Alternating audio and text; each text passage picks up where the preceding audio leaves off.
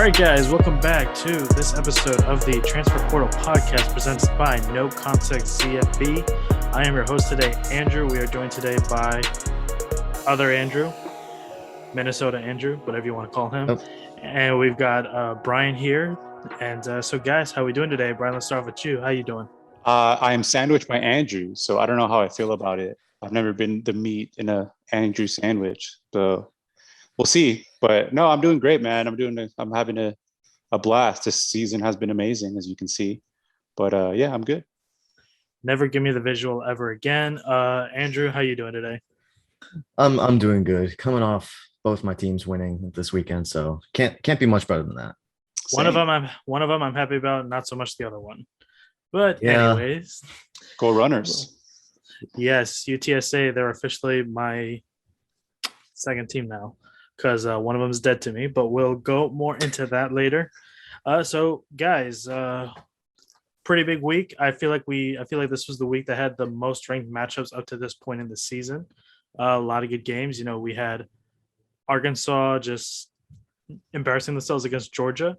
You had that team west of Lake Michigan get absolutely obliterated by regular Michigan. And yeah, guys, Alabama is Alabama. There's really nowhere to go on that.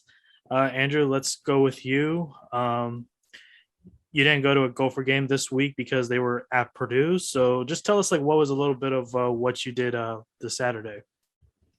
Well, the nicest thing was I got some sleep, so I didn't have to wake up at 6 a.m. to go down to downtown. But I mean, otherwise, it was nice getting to see Minnesota win after the game I don't want to talk about literally at all. But yeah, it was nice to actually get to watch the full 11 o'clock slate rather than coming home after us playing and then having missed half the 3 o'clock games as well. But yeah, that was nice. But the Minnesota Purdue game, if we're going to talk about my team, better than Wisconsin, by the way. Sorry. Can't say that much in the last 10 years, so have to take the opportunities. When we played Purdue, that game was just so rainy. Like, it's what you imagine when you see Big Ten football. 11 o'clock start, Big Ten network. You see two teams who really couldn't get much going on offense. Minnesota only scored 20 points. Purdue only scored 13. Sounds like Big Ten football to me. The biggest thing to me, though, was Minnesota has a pass rush. Watching Minnesota football for the last 5 years, you didn't see much pass rush. Like, you saw a little bit when you had like Carter Coughlin, but Boye Mafe is turning himself into a very talented player. We knew he had the athletic side of it. It was just about getting more consistent with his actual moves and getting the production that he needed to, and that's what he's doing so far. But I think the biggest thing with that game was the belly flopping cheerleader. That was just absolutely amazing. Like, who would think Big Ten football and a cheerleader belly flopping into a rain? It's not even a puddle because it was like a whole pool. It was amazing. So, Great. Was that pretty much how you spent your Saturday, essentially? Oh, I was just talking about the Minnesota game. Oh, so well, so what did you do? I have other games. Watched Cincy Notre Dame. Notre Dame. The biggest thing for me was Notre Dame needs to figure out who their starter is. It seems like they don't know who it is because either they always start with Cone, but they don't know whether they want to go to Pine or Buckner. And then one of them doesn't perform, so they go to the other one. This week they went to Buckner and then they went to Pine. They need to figure it out. Do they want to play Cone full-time starter? Do they want to play Pine full-time starter, Buckner? It doesn't make any sense to me what their mindset is going in. It's like, you can't have it be, oh, we'll start with Cone. If he doesn't play well, then we'll go with Pine. No, you need to figure out like who's going to be taking your snaps, who's going to put you in the best position to win the football game. I don't know why they're having such a hard time. I understand you think they're all talented, but you got to make a decision at some point or another. Michael Mayer, I mean, what else can you say about him? He's an NFL tight end, proving himself as probably a top 3 tight end so far this year in college. Dude's an absolute stud. And I don't know. I feel like Desmond Ridder, he's an interesting player. He's done very well in college. But if we're looking at the next level, I don't see him progressing as much. Like, he's a very talented college quarterback. I don't know if he has the skills and the consistency to keep that going into the NFL. All right, cool. So, Brian, how about you? How was? I know you were pretty much celebrating that whole 11-2 slate. So, tell us a little bit your happiness. It must have been nice to have happiness during an 11 o'clock game. But go ahead, just tell us how your Saturday went. Yeah, no, my Saturday was actually it was uneventful. So I work at a hotel overnight part-time. So I worked Friday night. So I work 11 p.m. to 7 a.m. to Saturday morning. And I was too pumped up about the game, so I didn't sleep. So I watched all of College Game Day, and I watched all of the Georgia game. And then as soon as the final whistle blew, I was out. I fell asleep, and I was out all night. But I did watch that game, and I caught a little bit of the Notre Dame Cincinnati game too, as I was in and out of sleep. But anyway, yeah, it was a very exciting. I'm very used to Georgia kind of running into a snare. They always have these very promising starts to their season. Everybody's the hype is around them. Georgia's so good, and then they play. It happened again. It happened when we played LSU a couple years ago. It happened when we played last year. Obviously, we lost to Alabama and Florida. The year before that, we lost to Auburn in Auburn. We ended up beating them in the SEC championship game anyway. It didn't matter, but we still lost to them in the regular season after we were ranked number one. But it doesn't man, they're damn good, man. They're really good. So we'll see. I don't want to get my hopes up. We'll talk about that a little bit more later on in the show. But that's pretty much the 11-2 slate was really entertaining to me. I kind of flipped around. I got bored in the second half. Georgia just started running the ball, and it was pretty much over. So I started flipping around the other games, and it was very interesting. A lot of chaos going around in college football right now, and I did wake up in time to catch the end of Florida and Kentucky. That was amazing. I've said this plenty of times in the podcast, I am a number one Florida Gator hater. So seeing them lose is just. I started the Saturday on a very good mood, and I ended it in an even better mood, and it was just the perfect weekend for me. I loved it. Cool. So that's Saturday. Well, let's start with Friday night, because Friday night was, in terms of my teams, Friday night was the highlight for me. Tulsa was favored by 4.5 against Houston, and Tulsa got their ass totally kicked. And I ain't gonna go no more, man. Alton McCaskill, he is good. He's only a freshman this year for Houston, freshman running back. He's going to be All-American type by his junior year. He is that good. I am so convinced that he's going to be as good as I truly believe that he can be. Houston won that game 45-10. And guys, I'm calling it right now. Houston is not losing a game until they make it to the AAC championship game. I've seen enough. We've got, as far as I'm concerned, we got probably the best defense in the AAC right now. One of our interviewee guests from earlier this season, preseason, was Latrell Bankston. He got named to PFF's college team of the week. Huge shout out. He absolutely dominated that game. He's really looking comfortable in that Houston defense right now. Guys, Houston's going to go all the way to the AC title game, man. I am pumped. Then Saturday comes. Hang on. I don't even want to call them by their actual name. I'm going to either call them Westlake, Michigan, or Madison. That's it. Let it out. It's okay. Just let it out. What the hell happened to the Orange Bowl team that I saw dominate against Miami? What happened to the team that I saw beat Western Michigan, undefeated Western Michigan, in the Cotton Bowl right up the road in Dallas when I went to go see that game? What the fuck happened to it? I don't know what the hell I'm seeing out there. And I feel Jim Leonard, the defensive coordinator, should have took the Green Bay defensive coordinator job when he had the chance. I understood at the time why he didn't make that decision, because let's just be honest. I mean, if he has one bad game on defense in a Packers game, half of the fan base is going to ask him to get fired. Whereas with Wisconsin, he's essentially the most protected child of all time. And no matter how bad his defenses are, he's always going to be loved by the student body. And that's just how it is. And he's just waiting for Chris to retire already, which at this point, I kind of wish that he does, so he can take over the head coaching job. I don't know what the hell I'm seeing out there. Okay, this, I thought I was gonna sit here and talk about just how bad Graham Mertz was. No, Graham Mertz was actually the best player against Michigan as far as I'm concerned on the Wisconsin also offensive side of the ball. He starts the game off over 4, and I'm thinking to myself, oh my god, so we're gonna see the same Graham Mertz that we're used to seeing. Well, no, then he goes 8 for 10, throws about 120 yards, gets a touchdown pass, and I'm thinking to myself, this is exactly what I've waiting for. This is exactly what I've waited so long to see.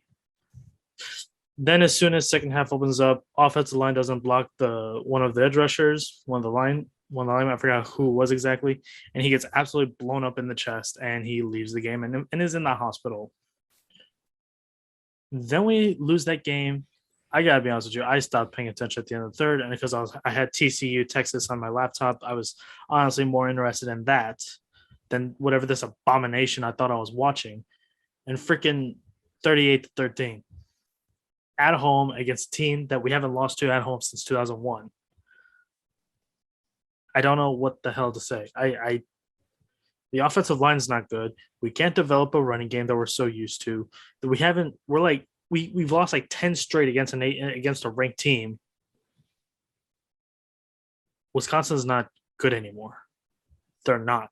Why? If you're a wide receiver, a quarterback, at this point even a lineman, well, lineman I'll give him a chance. But if you're a receiver, quarterback, or at this point even a running back, why commit to that school in Madison? Until I just don't see it getting better. We're going up against essentially the guy that I used to know in Bielema. Then we have Army, who is 4-1 to start the season, has a kick-ass defense, even though they just lost to Ball State. I don't think we're going to win that game. I don't think we're going to beat Nebraska at the end of the year because guess what? Nebraska is actually looking good over the last couple weeks. I don't know what the fuck I'm seeing with Wisconsin right now. And it makes me sick to my stomach that I even say that state name right now. But anyways, so like I was saying, I was watching Texas TCU and Bijan Robinson is, yeah, he's a legend. He's a boss. He's going to be first team All-American. He's probably going to win the running back of the year award at the end of the season. He's a badass. That's really all there is to say. Texas is actually looking really good despite getting killed by Arkansas a couple weeks ago. They're essentially been on a roll. After that, saw the Ole Miss Alabama game. Let's be honest, Alabama is Alabama. That's what we know. And yeah, that was pretty much it. I mean, switched around. Hey, did watch UConn Vanderbilt though, and honestly, was a kick-ass game. It was. I did watch the end of that game. I did, and I was entertained. Surprisingly, it was good. You know what? It was so bad that it was good. And tickets were like $3. And shout out to UConn. They were 15-point underdogs. They only lost by 2. And honestly, even that field goal still looks kind of finicky every time you play it back. But beside the point. So we kind of all just spoke about what we just saw. Maybe what we took away. Let's look at the AP Top 25 right now. Andrew, let's start off with you. Let's give me one team that you think in this new AP Top 25 that you think is too low and one that's too high. Okay, I'm going to start with too low, and I'm actually going to go to your second team, the UTSA. UTSA is 5-0, and in my opinion, Memphis is a quality win. They're getting 10 votes, 10 singular votes. Let's look at a team that I don't think should be ranked. San Diego State. I don't think they should be ranked. Of their 4 teams that they've beaten, those 4 teams have a combined 4 wins. Arizona, one of the worst teams in the Power 5. Towson, Utah, and New Mexico State. New Mexico State's one of the worst teams in the entire country. I think they're basing this off of the fact that Utah at one point was ranked, and Utah's now 2-2, and they just aren't good. They're not the Utah that we've seen the last few years. UTSA has been very good, if not great, against every team they've played. They played very well against Illinois, played very well against Memphis, and they've beaten every team that they should have, and they've come up against some teams that they weren't heavily favored, and they put the beat down on them. I don't know why UTSA isn't getting more than 10 votes. I think they should be ranked. They should be ranked mid-20s, in my opinion. And I don't know why San Diego State is ranked. And Going to the team that I think is too high. I look, Bo Nix. Bo Nix played amazing against LSU. He was looking like the modern day Money Manziel. But Auburn doesn't have a quality win. I'm not going to call LSU a quality win. I don't think they're that good. You should be beating Akron and Alabama State by 60. I would hope you would do that. I understand the loss to Penn State. I mean, Penn State's a good football team. In a whiteout, Auburn really didn't have much of a chance. But that Georgia State game, it just left a sour taste in my mouth that is just not going to go away. If you rewatch that game, Auburn should not have won. Georgia State was in multiple chances late in the game. They had a very high chance of winning, and Auburn just somehow found a way to pull it out with TJ Finley. I don't think Auburn's a very good football team. I don't think that they should be ahead of teams like SMU, who is undefeated with a very potent offense, a team like NC State, who are showing that they have a very good defense and have not a very quality win against Clemson because Clemson's putrid, but NC State's still 4-1 with a good win in their conference. Wake Forest undefeated, having a very good season for their standards and any standards. And yeah, I just don't know why you would say, oh, Auburn should be ahead of these teams, even though their best win is LSU, and LSU just hasn't looked good this year. They couldn't beat UCLA. UCLA is a good team, but they just couldn't stay with them. And LSU doesn't really have a good win. I will say this. I think a lot of it has to do with like name brands, and I feel like we're seeing a lot of that in terms of this AP Top 25. I feel like we're seeing a lot more rankings based on names per se, and I just feel like that whenever I look at the AP rankings, there are teams where I'm like, they're only that high because of their names. Which one of them I'll get to a second. One of them I'll get to in a second here, but I'm gonna go over to Brian on this one. Brian, same thing. Let's start off with one that you think is too low and one that's too high. The thing about the AP, I think they have a really big ego. And I think when they get a team wrong, they like to try to justify or try to make them better than they are by ranking them higher or lower than they should be based on the preseason rankings. That's why I think the preseason rankings are a joke. The AP gets it wrong and they refuse to basically acknowledge it, and they try to milk it as much as possible. It happened with Clemson last week, and I know we're talking about this week, but it happened with Clemson last week. There was no reason they should be in the top 25 after last week. They put them in at 25 just because they were Clemson. Luckily, they finally took them out, which very deserving. They took them out, but they still received 96 votes to be in the AP top 25, which is ridiculous. And like Andrew said, UTSA deserves a lot more credit, but they're UTSA. They're not, like you said, they're not a big name. And they should be ranked. I think they did stumble a little bit against UNLV. UNLV is not a good football team. They're 0-4, but they were 0-4 before this. They held them. They were pretty close late. They were driving down to tie. It was 24-17, and UNLV was driving down the field to tie the game before getting stopped on our fourth, and I think it was like 4th and 12, like inside the 30. So I think I think UTSA, I think they should have at least beat them up a little bit more. And that now the fact that we're nitpicking about UTSA goes to show how good UTSA is. Because before, just to win in that position would have been good enough, but it's not good enough anymore. So I agree with Andrew. I think UTSA definitely deserves more credit. And that's just the thing, the AP top 25, the AP is just, their ego is just too big to do that. They don't have the guts to put a team like UTSA in the rankings. You know how long it took them to put Coastal Carolina in the rankings. Now Coastal Carolina is a fixture in the IP top 25 for the last couple of years. So I think that might be something that to look at is UTSA as they continue to improve. And I really don't see the AP putting them in there. I just don't see them putting them in there. They have to at least win a couple more games, and I hope they do. And as a UTSA road runner, I would love to nothing more than seeing them be in the top 25 after only being in existence for 10 years. Honestly, I think Kentucky is a little bit low, man. I think Kentucky is a very good team. And the fact what they did to against Florida is they deserve a little bit more credit. I mean, Florida was a top 10 team. And Kentucky was an unranked 4-0 SEC team. And I understand, they didn't really play, they didn't really have they haven't had the hardest schedule, but, being a top 10 team in Florida, who essentially almost, and that's the story of Florida. It's always almost with them. They almost beat Georgia. They almost beat Alabama. So I think they did a little bit more credit. I think I think they could have been in the top 15. I would have put them, in front of, maybe Coastal Carolina, maybe even Arkansas. The way Arkansas looked, that was just atrocious. So that I would put them a little bit higher in the rankings. And I think Oklahoma is a little bit too high too. They haven't looked that great either. That's another team that I think they're just clinging to the top 10 because of their ranking. They haven't really. I mean, the only times they've really blown anybody out is when they play, the cupcake teams. But they've struggled against good competition. They've come out. They've been able to win they've been able to win games, but at some point, that's not going to be enough. I think they need to show a little bit more for them to warrant a top 10 position. I know they dropped a little bit, so they're now number 6. But I definitely think that they're a little bit overrated in my opinion. And lastly, shout out to Iowa, man. I think Iowa, it hasn't been easy for them either, but what they did in Maryland on Friday night just kind of solidified them. Their defense is probably the second best in the country to Georgia.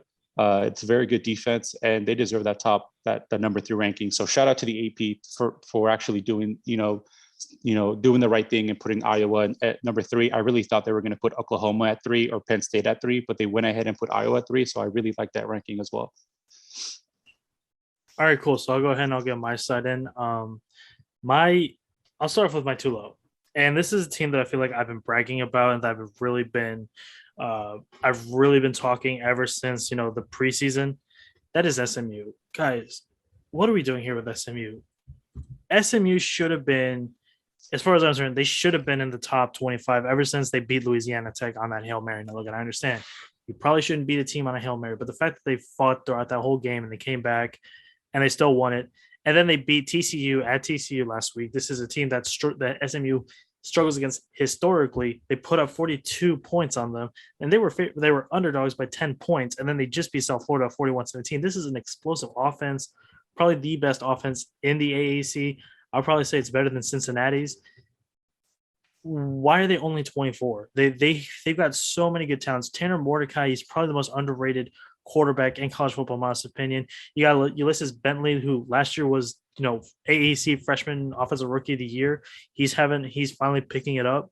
And we don't even talk enough about their wide receivers. I don't think they get enough mention in terms of like the media, in terms of like your Reggie Roberson, your Rashee Rice.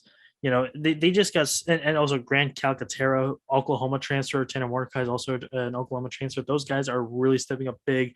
Calcaterra, he's probably, I think there's argument for him being a top 5 tight end this season. SMU's offense is just explosive. It's fun to watch. I feel like every time I watch them, there's always about to be a point scored on the board. Number 24, I think they're better than Arizona State. I think they're better than NC State. I think they deserve to be ahead of Florida, in my honest opinion. I think I had them in our personal ranking. I think I had them at like 16th or 15th. What are we doing at 24th here, man? You put them against almost any defense in the country, and I think they will score. I think they are that good. I think if you put them in a bowl against Iowa, against Georgia, it'll be the hell of a fight. I think they could put up points. I firmly believe that they are that good of a team. Shut up. So going to my team that's too high, I'm going to go ahead and say BYU. Now, I could talk about the hypocrisy of the language or of the religion that BYU follows. I could talk about how Brigham Young himself is one of the worst people to ever exist in religion, even worse than Joel Osteen. I'm allowed to say that because Joel Osteen is right here in my city in Houston. But BYU, you didn't cover the spread against Arizona. You were 12-point favorites against Arizona, and you only beat them by only a single score, only by 8. You beat Utah, who's not even that impressive now, by only 9. They're not even in the AP poll anymore. You barely beat South Florida by only 8 points. South Florida is one of the worst teams in the country, as far as I'm concerned. And you know what? Fair play. You beat another Mormon school in Utah State. Fair play. You did that. But as far as I'm concerned, that's the only win that I see on the schedule where I'm like, wow, I'm not even that impressed by Arizona State because I don't even think Arizona State is that good. I just don't think they have enough versatility on the offense for me to fully buy into Arizona State. I just don't know how you can have me justify saying that BYU is better than Oklahoma State. Even though Notre Dame laws, I cannot justify BYU being better than Notre Dame. Okay, I just truthfully can. And if I put BYU up against the likes of like an Ole Miss, do I think BYU is going to beat Ole Miss? Honestly, no. And I know that's not what we rank the AP poll on, but I just do not think that School of Mormons is going to beat Ole Miss. I don't think they can handle a Matt Corral. I don't think they can handle Ely. I don't think they can handle the firepower that Mississippi has. And honestly, if they even went up against the likes of a Michigan State, I think even Michigan State would beat them. I just do not see BYU enough, and I'm like, wow, I just do not see BYU as that good. Just my personal opinion. So let's go ahead and let's go into these weekend storylines. There's been a lot of talk of who should the number one team in the AP poll be, and I think they both have very good arguments. And it is, of course, the two teams that we are fully expecting to meet in the SEC title game later in the year: Alabama or Georgia. Let me go first. Go for it. Let me go first. We know what I'm wearing, and I'm going to be as unbiased as I can. Okay, look, I understand everything that comes out of my mouth. It's going to be reputed as saying that, oh, you're just a homer. But listen, okay, Alabama's a damn good football team, and until someone beats them, they deserve to be number one. But I think that Georgia, so far in the year, has looked the part better than Alabama has. And the reason why is I don't think I've ever seen a defense that good ever in the history of that I've watched college football. And it's to not even give up like there's a lot of the times with elite defenses, you get to garbage time and they give up a touchdown or they give up points and everybody gives up. Nobody really cares. And that hasn't happened. Not even like they've shut out. They theoretically have 4 shutouts so far this year out of 5 games. They gave up a field goal against Clemson. That's pretty much it. The 7 points they gave up against UAB was on a pick 6. So the defense didn't give up those points. We saw what they did against Vanderbilt. We saw what they did against Arkansas. The only hiccup I guess you could say they had was against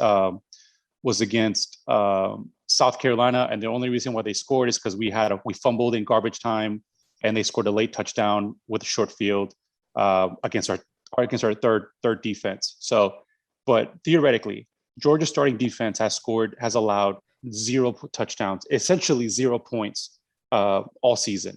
So that is just incredible. And the difference between Georgia and Alabama is when you pit Alabama's offense against Georgia's defense, I think Georgia's offense let me try to phrase this the right way. I think Georgia's offense can score on Alabama's defense more than Alabama's offense can score on Georgia's defense, if that makes sense. So if you put them against each other, I trust Georgia's offense against Alabama's defense more than Alabama's offense against Georgia's defense. Now, Bryce Young is damn good. He's probably going to be a Heisman frontrunner this year. He's probably going to be in New York for the ceremony at least. But we looked at the game against this past game against Ole Miss. Yeah, they won 48-21 or 42-21. We can say that they blew out Ole Miss, but Ole Miss went for it on 4th and short like 5 times. They did it in their own territory. They drove the ball down the field against Alabama, and they went for it again. Lane Kiffin was, on drugs or something that he just was not allowed. He was just calling crazy out there. So I think the scoreboard kind of doesn't reflect what happened in that game as much as it should be. So the way Georgia is beating these teams, I think they're damn good. And let me just say this too. Shout out to Stetson Bennett, man. Stetson Bennett has been ridiculed his entire career at Georgia. He left for junior college. He left, and they brought him back, and he's been every single time he's been behind somebody else. And here it comes. With JT Daniels hurt, he seems like he's hurt every week now. I think that's just his MO now. He was hurt at USC. He's hurt at Georgia. But Stetson Bennett has come in on multiple occasions and has been able to he doesn't shit the bed. He doesn't fold. He does what he's asked to do, and he leads his team to football wins. Saturday, he threw for 11 times. He was 7 for 11 for 72 yards. You can put that up on the board and say that's nothing. He didn't do anything that game. But if you look at those drives where they scored, when they were up 21-0 in the first half, he drove the ball down twice to get to that position and score touchdowns.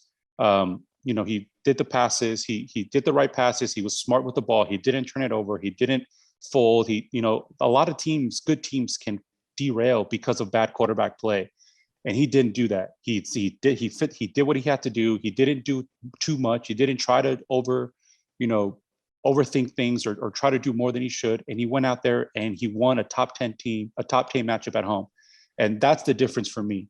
If something happens to JT Daniels, whether it's against Alabama, whether it's against whatever team they played down the road, they can put in Stetson Bennett and be able to trust him to I don't expect him to go out there and go 25 for 30 with 400 yards and 5 touchdowns or anything like that, even though he did that against UAB in the first half. But he can go out there and manage the game and keep the ball in his hands, not try to do too much, maintain poise and just stay calm and just lead methodically down the field and score and keep his team on top and just let the defense do its thing. And that's the difference for me. And I think that Georgia should definitely be I think they're right now the number 1 team in the country. But until someone beats Alabama, until Alabama looks fragile, which they haven't, but they've given up scores against bad teams, all season. They've given up touchdowns. They've given up scores.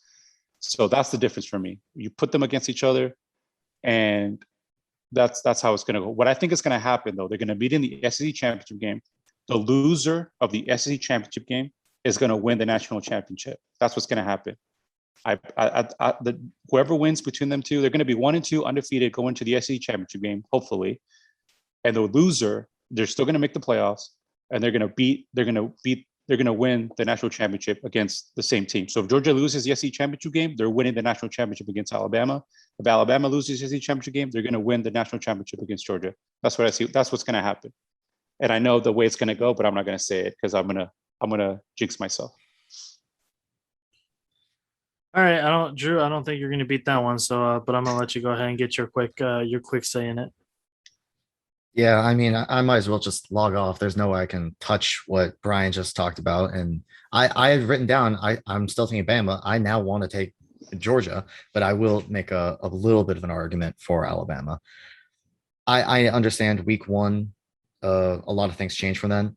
I'm a little worried about how Georgia's offense looked against Clemson's defense. I understand they have a good defense, but they didn't score an offensive touchdown. The one touchdown was a pick 6 off of DJ. Their offense has looked better against a team like Arkansas, who we thought they were going to play better defensively than they did. They did not. And I still think Bama's a really good team. I think that the game against Florida, I think that it was Nick Saban kind of letting off the gas a little bit. I think if that he had put his foot on the gas like he did against Ole Miss, they would have won by more than 2 possessions. But yeah, I mean, I can't touch what Brian just said. But I will say Bama and Georgia, between the two, I would say more vulnerability has come out with Bama, but I still think Bama has a little bit higher ceiling when it comes to offense, at least.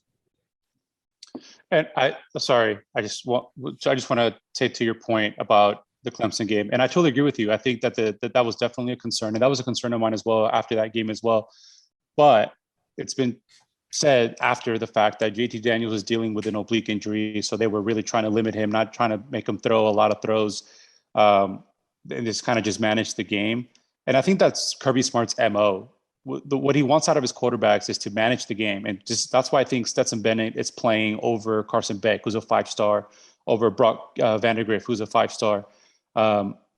He's playing Stetson Bennett because Stetson can manage the game the best. He knows the offense. He's smart. He knows how to, and that's why he started. That's why he loved Jake Fromm, because he's a game manager. So as long as the quarterback for Georgia can do that, I think that Kirby Smart trusts his defense enough to do that. You give Georgia a 7-0 lead, and I mentioned it in the preview show. The way the Georgia-Arkansas game was going to go, and it kind of went the way that I said it was going to go. I said if Georgia takes an early lead, and just if Georgia's able to manage the game, that's what's going to happen. It's going to be a battle in the trenches, and that Georgia front seven, man, they are just insane. And they have 8 or 9 NFL guys on that defensive front seven. And I just don't see anybody I don't think anybody can stop that. So I'm just gonna go ahead and just be straight up blunt with it here. They could cancel next week's games for Iowa, Penn State, and and Georgia's game. So, and you can have Georgia play Iowa in their spots instead. And I just realized that Georgia's playing Auburn. I just think we're in a situation right now where, like, even if Georgia was to play like an Iowa or Penn State, a top 5 team, or Cincinnati, and absolutely obliterated them, and if Alabama played a pretty good SEC team and beat them by only like 14 points, Alabama's still going to get the number 1 spot. Yeah. And that's just the way it is. It's just, it's kind of what we said about the AP poll. We're just going to go ahead and just be straight up honest here. Alabama is not going to be removed from that number 1 spot until they are absolutely proven that they are not the best team. And it doesn't even have to be, I don't even think it even has to be a loss. I think if you took Alabama and if you, a game that I'm going to this weekend against Texas A&M, and Texas A&M now unranked after losing to Mississippi State and Arkansas back-to-back weeks, and let's say A&M puts up a really good fight, Zach Calzada comes back and puts up a 300-yard performance and 3 touchdowns and maybe throws a pick, and A&M only loses by 4 points. And let's say Georgia does exactly what they've been doing against Arkansas, and they repeated the same thing against Auburn this weekend. Like a 42-7 or a repeat of 38-0, 37-0. Then I think you would put Georgia over Alabama in that aspect. But I don't think that's going to happen. The only way that I can really see Alabama being moved from that number 1 spot is until they take a firm loss, or you can absolutely say for certain that you can just look at the tape and just say, like, okay, yeah, Georgia is much better than Alabama, but you have to be absolutely certain about it. So another thing that I will say about Alabama is, let's just be honest, the offense for Alabama is high powered. They've got a great group of receivers. They got some good running backs. And let's be honest, Bryce Young, he's probably going to be at the Heisman ceremony come November. I will say this about Georgia. I really like Zamir White. I really like excuse me. I also really like what's his name? Oh yeah, James Cook. Yeah, he was really good too against Arkansas. But I think the way that Georgia's playing right now is essentially the way that they want to play. They want to play a time of possession game. They, what you're saying about Kirby Smart is right. He's not one that absolutely wants to take the full throttle and absolutely finish the game that you should. It's essentially like a pancake block. He's not pancake blocking games. Probably the worst analogy I could have said, but it's the truth. And I just want to see a game where Georgia totally finishes it. And I would really love to see them obliterate Auburn to the max, to the point where we give no reason to put Auburn again in the top 25 again. And Andrew, I know you like that because I know you don't like Auburn. So let's hope that happens. But in all honesty, Alabama, they're not going to get put out of the number 1 spot until we are given absolutely definitive review. I sound like an official.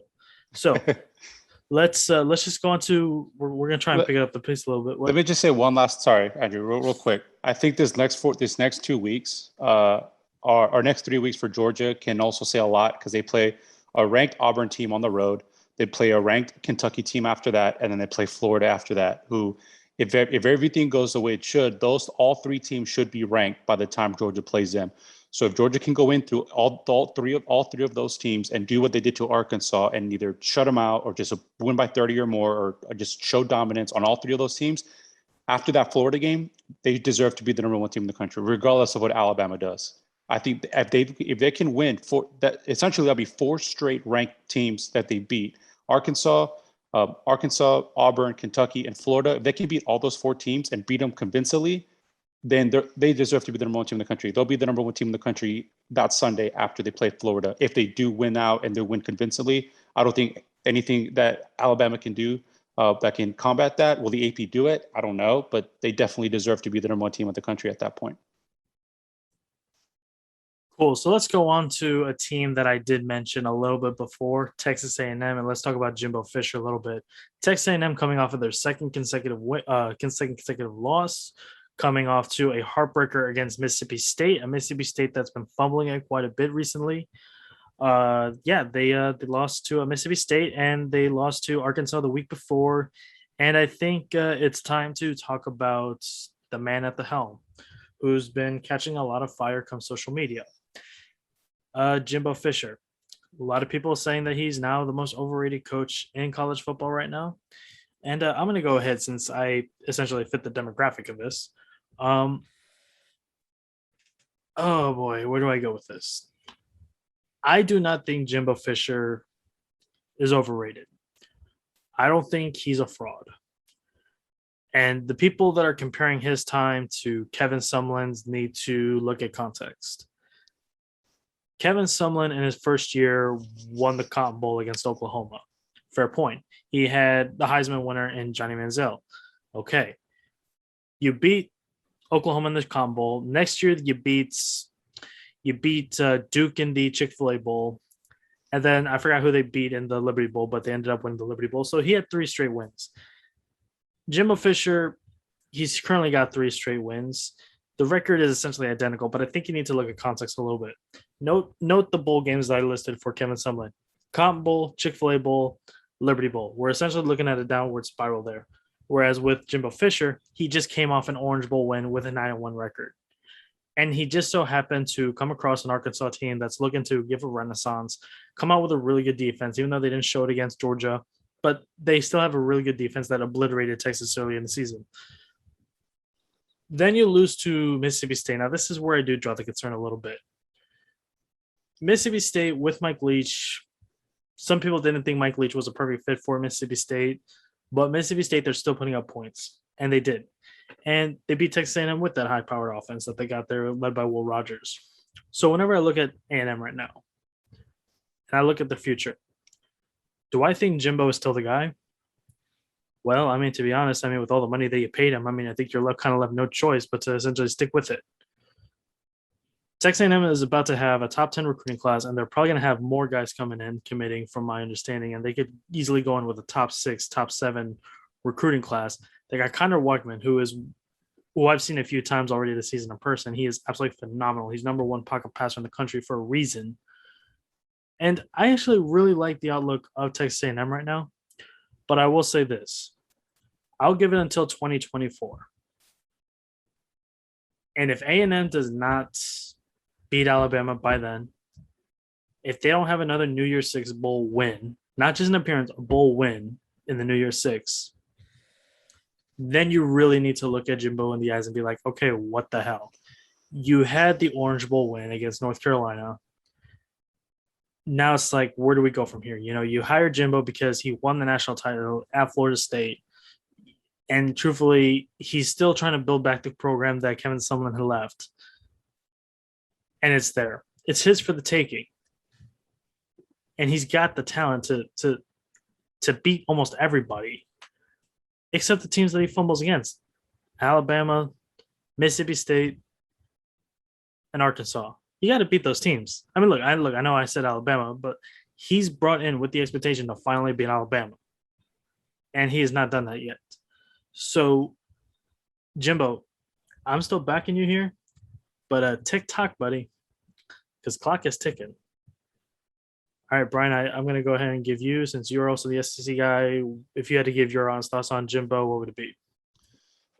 So I think that, the thing with college football is that everybody needs to have patience. It's not going to, with college football and the way it's structured, it's not the NFL. You can't hire a coach, sign some guys in free agency, draft some draft picks if you want, and then I'll immediately go from 6-10 to the Super Bowl. It's not going to happen in college. You have to build a program through your culture, through the way you do things, and it's just continuing to build. And as long as Jimbo Fisher is continually building a program and it's getting better every year, that doesn't mean they win more games every year. That means that they're better every year, that have a better body of work every year that he's been there. then at that point you can say, okay, something's working here. It took him 4 years to win a national championship at Florida State. He was hired there in 2010. He won the championship in 2014. So you have to give them some time to build that team. They've gone better. They go from the Gator Bowl to the Texas Bowl to the Orange Bowl, and this year, yeah, they did play a really good Arkansas team, and we don't know we saw what Arkansas, the good of Arkansas and the bad of Arkansas. We still need to see what the middle ground there. There's probably a middle ground where there's still a really good football team. And the loss to Mississippi State is a little, but it takes time. You can't build something in college, especially in college football, in 1 season or 2 seasons or 3 seasons. You have to continually build the season. How long did it take Dabo Swinney to win a national championship at Clemson? Like 7 years, 7 years. I think his first year was 2009. Yeah, 2000. So it took him about 7 years. So he's been the head coach at Clemson since 2009, and they won their first championship 2016. So it takes, you just got to continue building, get your guys, get the recruiting going, get the right coaches around you, and you'll get there. Not everybody's going to be a Nick Saban. You can't compare your success to Nick Saban. Nick Saban is ungodly. He's out of this. He's completely different. You can't compare your success to that. You got to build a program, and you got to let them build a program. And I think we just don't have patience. So I agree with Andrew. I don't think the sky's falling yet. I know as fans, we want to see success. We want to see wins, and if we don't get it, we want to change. But you have to have patience. And at 5 years from now, or 2 or 3, if at the end of his contract in 2024, and it's still in the middle ground, mediocrity. And I'll say the same thing about Kirby Smart too. He needs, they got to start at some point. You have to start winning championships. You have to start winning big games and start bringing rings and trophies into the campus.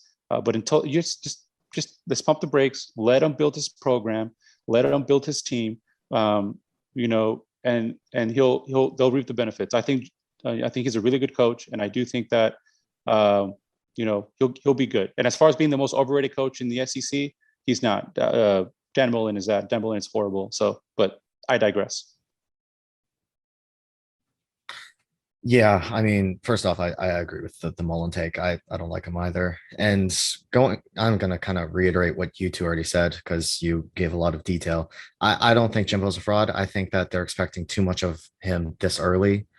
Going from Florida State, who was in the ACC with, at the time, Clemson, who wasn't the caliber that they were a few years ago, last year, whatever. They were one of the best teams in the country. Then you go to an A&M team who is in the same conference as Alabama, who is always at the top pretty much. You got a Georgia team who always has their years where it looks like they're going to be one of the best teams in the country. Florida's always going to be up there. You got LSU who has their years. You can't expect him to go in there and win in 2 to 3 years. Like if you say, oh, he's going to go to somewhere in the Big Ten, you can expect a little bit more of him, because really the only perennial talent in the Big Ten is Ohio State and occasionally Wisconsin. Any other conference, he's going to be the best coach there, and he should be winning close to right away, depending on the college, of course.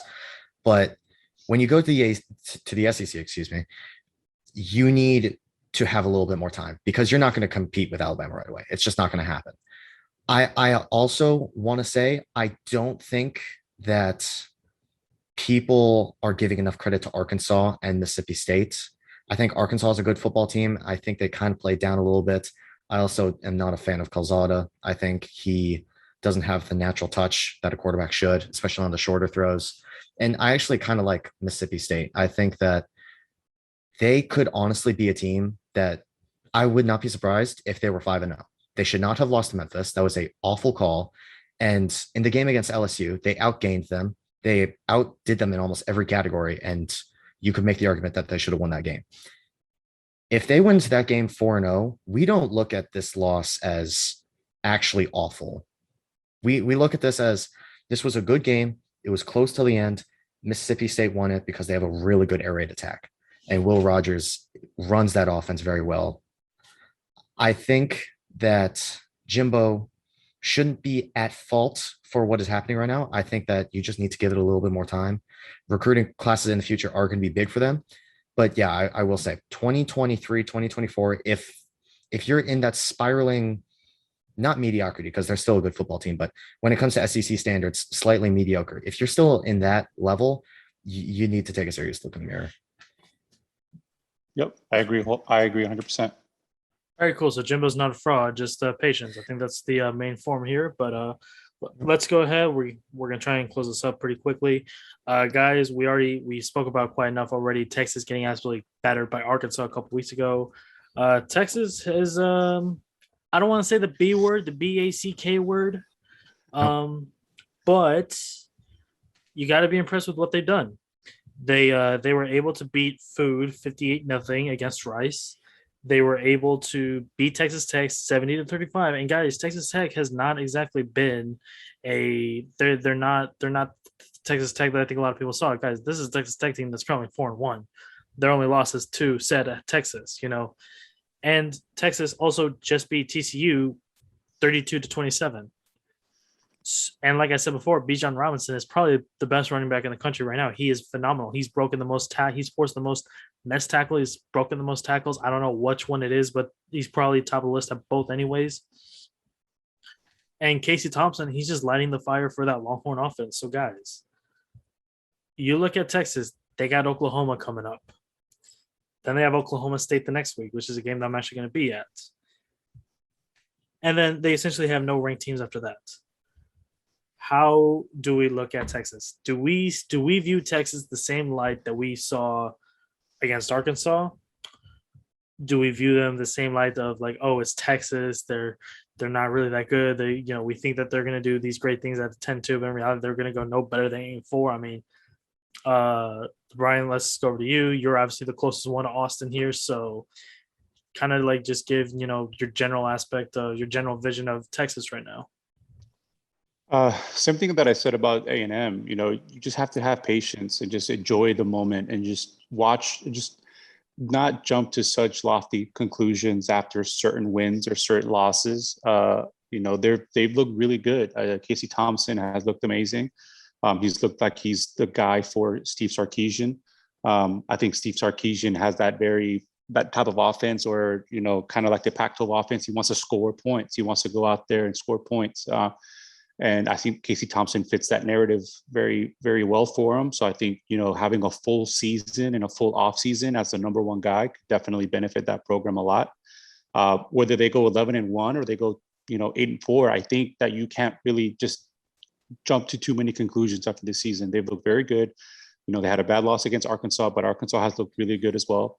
So yeah, I think they've done better than what was expected of them. I think early on with the turnover of a program.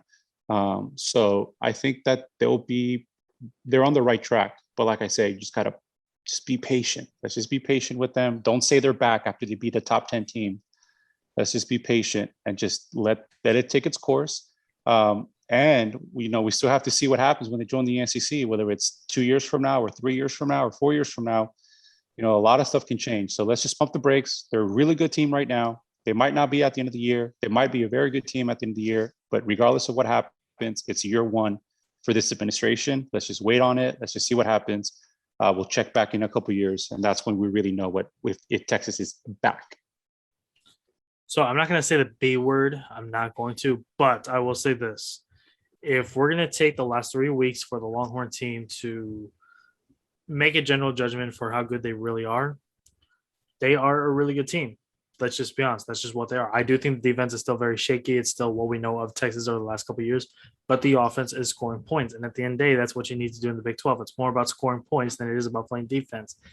And guys, right now, Oklahoma, they've only won 3 games. The last 3 games, they only won them by 1 score. Let me double check this.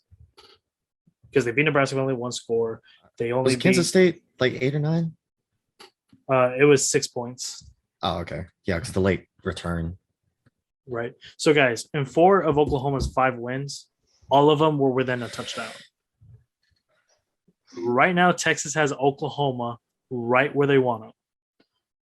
This is going to be a huge game for the Longhorns. This is a huge game for Oklahoma. I think this is the first time in a really long time that you look at this Red River rivalry and you say to yourself, Oklahoma right now. I'm not saying that they are the worst team than Texas. I'm not saying that, but I think right now Oklahoma is the more vulnerable team. I think as of right now they look the more weaker team. That's just the way that I view Oklahoma right now, and I just think Texas right now is in a perfect position to strike at Oklahoma. And if they get that win over Oklahoma, what does that mean when they play another ranked team, a top 15 team in Oklahoma State the next week in Austin? You beat those two teams. Then what's the vision on Texas at this point? Are we just going to throw Arkansas under the rug at that point? Guys, I'm really liking what I'm liking from Casey Thompson. I'm really liking what I'm seeing from Bijan Robinson. Steve Sarkisian, I don't know what he did after the Arkansas loss, but he clearly riled up his troops. They essentially forgot that Arkansas ever happened. Texas, right now, you have got, what is it? The Texas's world is their oyster. I think that's what the analogy is like. Texas has everything within their possession right now. They control their own destiny as far as what they want to do. You're still undefeated in conference play. Take care of the rest of your conference opponents, and guess what? You can make a Big 12 championship game appearance. Maybe it's against Oklahoma again. Maybe you get a rematch of them in the Big 12 championship game. Then what happens? Maybe you get to see them against Oklahoma State. Texas, you're in a good position right now. Don't fuck it up. And honestly, I think it's that simple. But Drew, I'll let you get your take on that. Well, you pretty much took the words out of my mouth. Texas, this is the biggest game in my opinion, in their program's history in a few years at least. Not their history, but in the last few years. Texas, I'm going to give credit where credit's due. Texas has looked better than I thought they would. Texas, but at the same time, you also got to think, okay, they've beaten who they need to.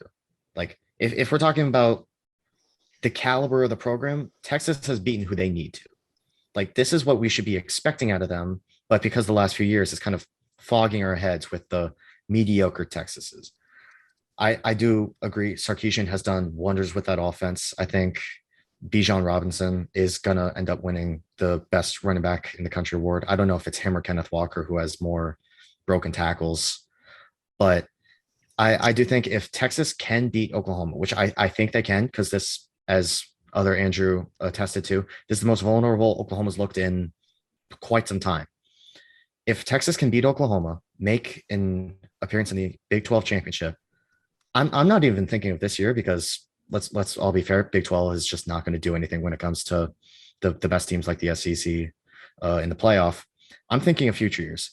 What is this going to make Texas look like to future recruits? Because right now, if you're a recruit, you're going to Oklahoma over Texas because Oklahoma produces more talent. They have more success at higher levels when it comes to the playoff, whereas you'll see Texas last few years, they're not making the playoff at all. If Texas can beat Oklahoma, win the Big 12, and not even make the playoff, because that's not happening, because they lost to Arkansas, I don't think that they would be in contention. If they can make a good New Year's Six Bowl, win it, and just get better recruits, that sets them up better for the future. And especially when they move to the SEC, they're going to be going up against teams like Bama, Georgia, Florida, who always have top recruiting classes. Texas, I'm not going to use the Sam Ellinger quote. I'm not going to say it.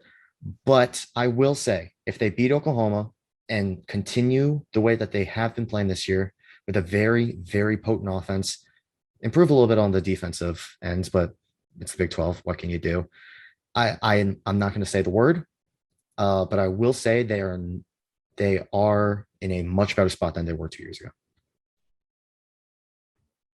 All right, cool. So now we're going to go into a bit of a quick fire mode right now. I have got, how many teams do I got here? I got 5 teams here. We're just going to do a quick section of buying or selling. I'm going to name these 5 teams. Each person is just going to name what they are. Are they buying or are they selling? I'm going to go in counterclockwise. We got a Big 10 team first up. It's the number 3 team in the country. I'm going to go ahead and start off with Andrew. Iowa. Are you buying or selling on Iowa? I am 100% probably in the minority for this. I'm 100% selling Iowa. They have a very, very good defense, but that offense is shaky, and that's being nice. They beat Maryland because Maryland was throwing Talia Tagovailoa. He was throwing so many interceptions. He was just giving them free possessions. When you give a team like Iowa that many possessions, they're not going to lose. I want to see them go up against one of the teams that has a very good defense and a good offense to go alongside it. I want to see how they would play against an Ohio State because Iowa will make the Big Ten championship. Ohio State will make the Big Ten championship, in my opinion. And I think that's going to be a good game, but keeping it quick, great defense, top 2 or 3 in the nation. Offense, I'm still questioning. Okay, Brian, let's go to you. I'm gonna buy Iowa. I definitely appreciate Andrew's points, but I really think their defense can lead them to wins against Ohio State or teams like in that caliber. So I'm gonna buy Ohio State. Iowa. So I'm actually gonna buy. I'm actually 100% buying on Iowa State. On Iowa. I'm sorry, Iowa State. I can't even sell you at a pawn shop right now. Iowa State. Okay, I don't even care about you. But Iowa themselves, I'm buying it. I just think that defenses could just bail out the offense whenever they need to. In fact, whenever I look at them, I think they're almost I really don't want to say it, but they remind me a lot of the Wisconsin teams, maybe of like the 2016 or 2017. Tyler Goodson is not a Jonathan Taylor, obviously, but I think the current Iowa defense is actually better than those Wisconsin defenses, and they were still pretty damn good too. I just think I just really like Iowa's team in general right now. I think their defense can essentially neutralize anybody. I think they could even neutralize CJ Stroud and Garrett Wilson, everybody that's on their team. And guys, we don't talk enough about how Iowa got 6 interceptions against a Maryland team that's turned the ball over like only once. That's ridiculous. And I think they need to give Tyler Goodson, they need to give him his touches, keep that up. And Sam Laporta, probably one of the most underrated tight ends in college football right now. He's just so damn good.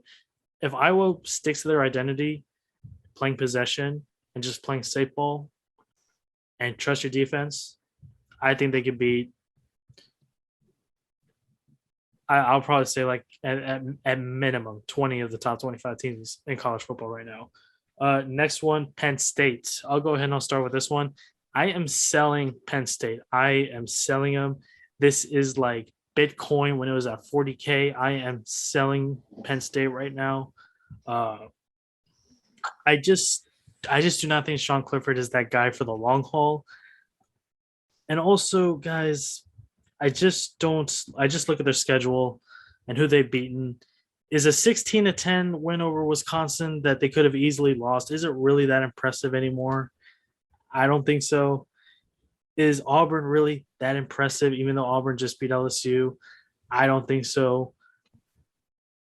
I actually, considering that Penn State's playing Iowa this weekend, I'm expecting Sean Clifford to get obliterated. And this is at Kinnick Stadium, remind you. Kinnick Stadium, Sean Clifford in that Iowa environment. Yeah, I think we're going to start seeing the downward spiral of Penn State with this one game. And Andrew, I'll go to you on this one. Yeah, for all the garbage I just talked on Iowa, I'm definitely also going to sell Penn State. I think they beat Penn State by 10. Penn State, their offense doesn't look good enough for me to say, oh, this is a team that can keep up with a defensive team like Iowa. No.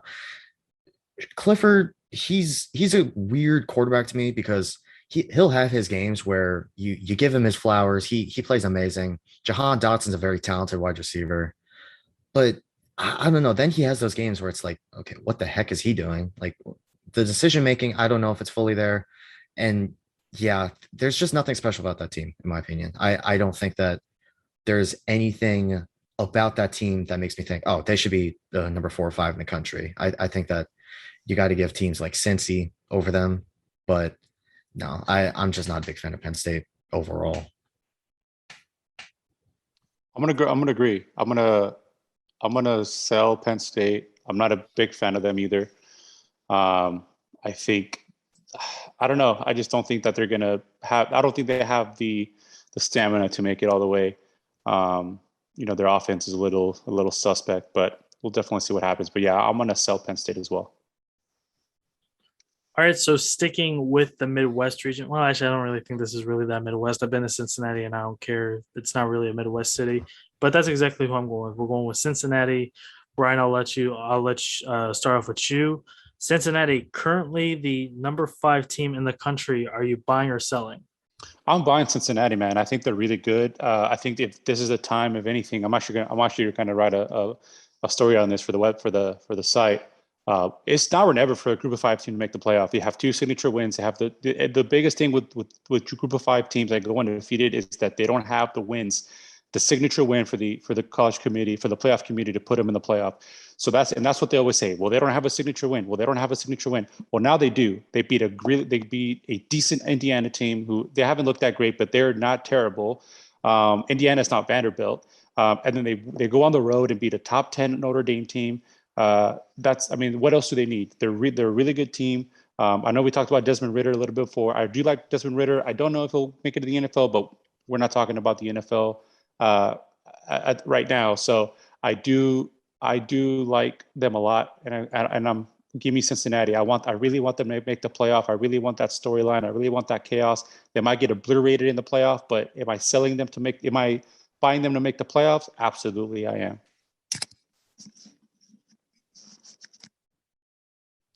All right, Drew, go for it.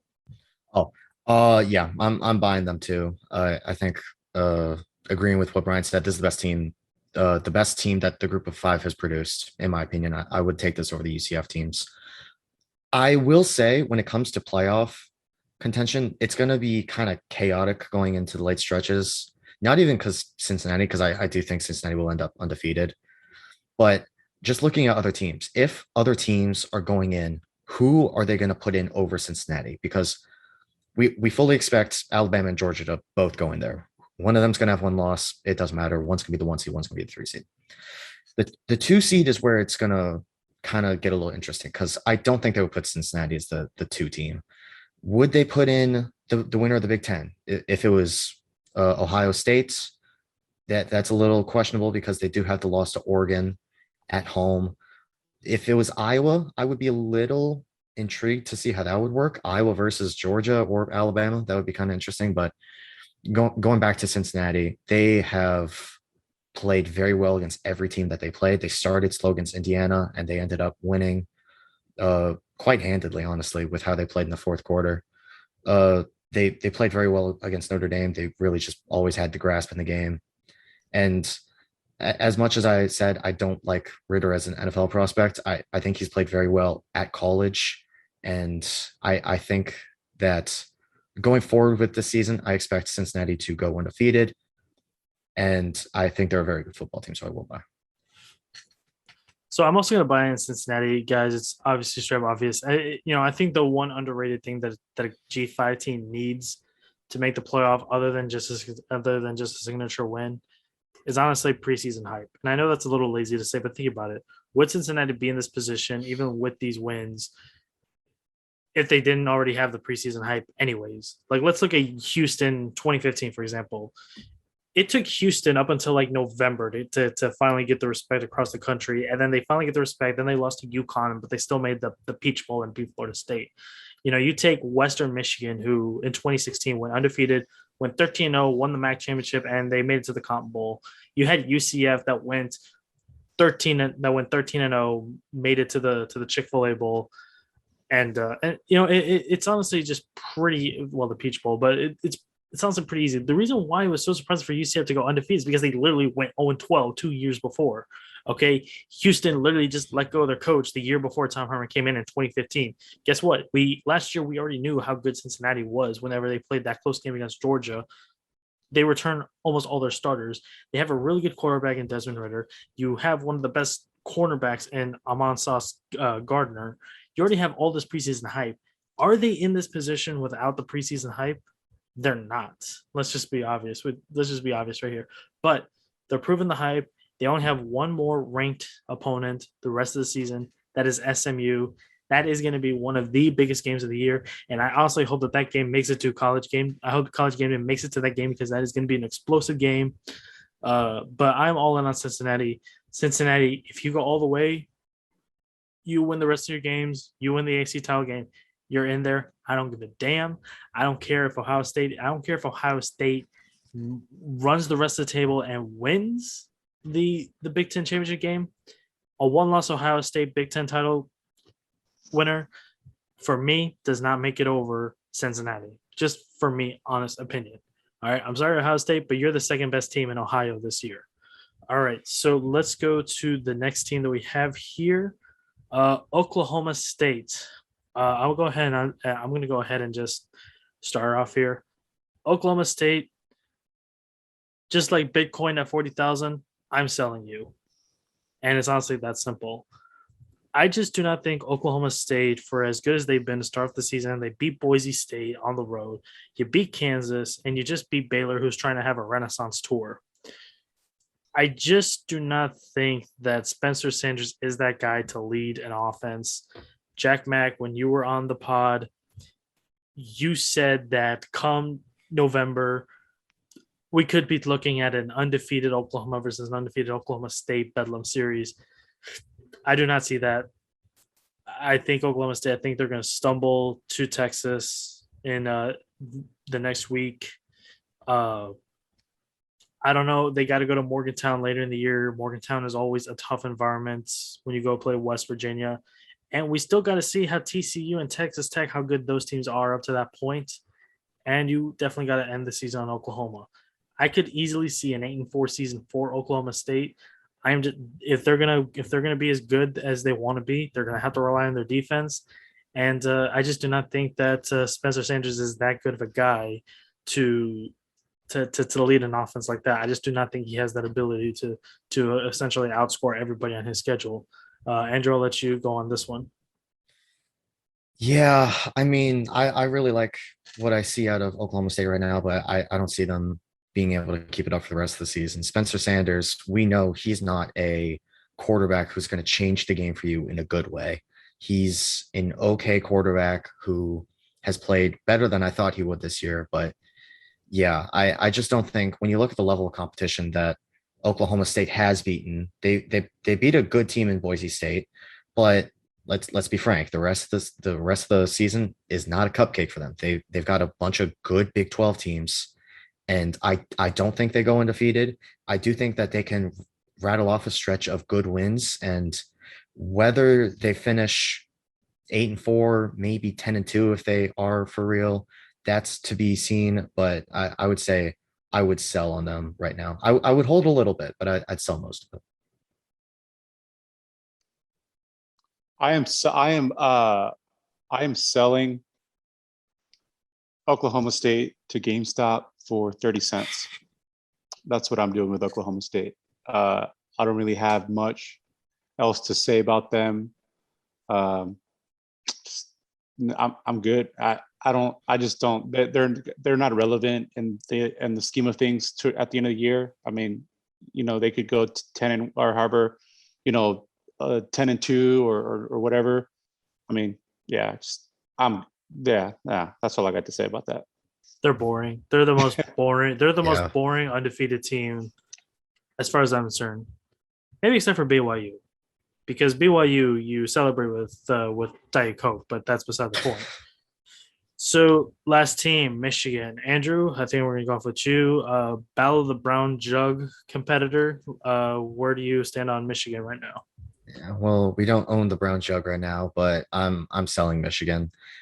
They have a good win against Western Michigan, but if we look at the rest of the talent that they've beaten, like no offense, Andrew, Wisconsin's not a good win.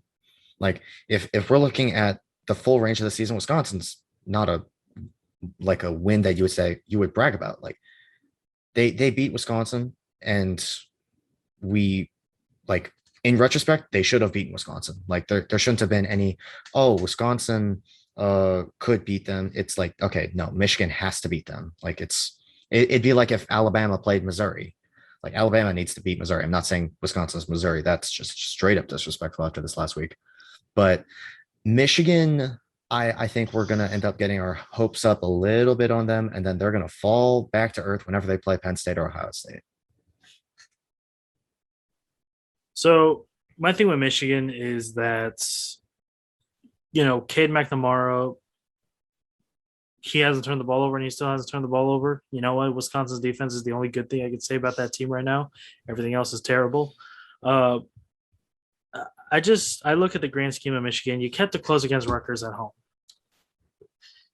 Rutgers has got a better team than years past. Okay, I will say that, but that's still not a win that you're gonna brag about. I don't think the Wisconsin wins are something to brag about.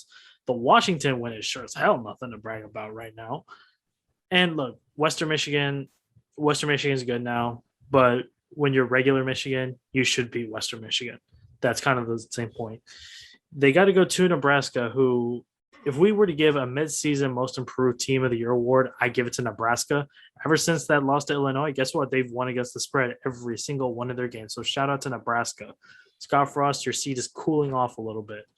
And Nebraska's got a really good defense, really good defense. I think this is actually going to be the game where Michigan actually turns the ball over, or Cade McNamara. I think he's going to throw a pick. He's going to throw a pick. I'm calling it right now. He's going to throw a pick right there at Big Red there in Nebraska. I look at Michigan's schedule. I think they're going to lose to Nebraska. Wholeheartedly believe so. I think they're going to lose to Michigan State. Wholeheartedly believe so. They need to go to Penn State later in the year, which is probably going to be a whiteout game. Yeah, they're losing that game.